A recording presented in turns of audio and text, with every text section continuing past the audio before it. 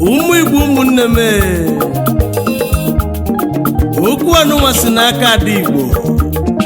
Adamma aha m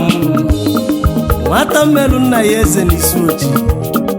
na onye ọmata Chukwu Nnamani nnụnụ Chukwu bi n'ọzala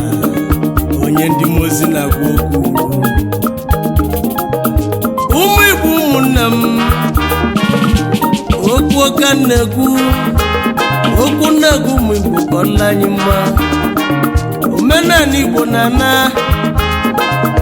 asụsụ obodo anyị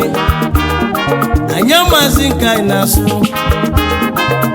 Chukwu wee nesi anya n'elu wee zitela anyị obele nwa nwanyị Chukwu gọziri Ada Igbo Sivali na Adamma aha m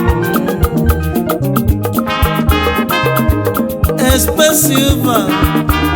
nwata mmelụ nna ya eze nwata mmelụ nna ya eze n'isi oji onye ọma ekele yo Boni Adamma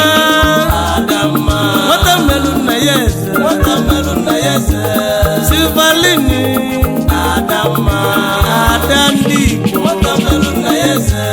Expensive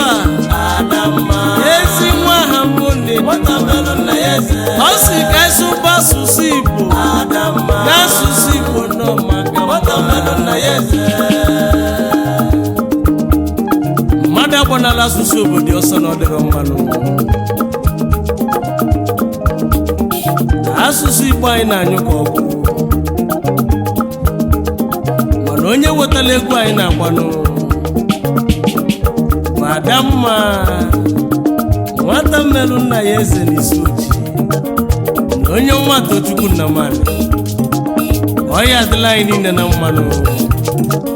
maka onye tinye zeluzianụ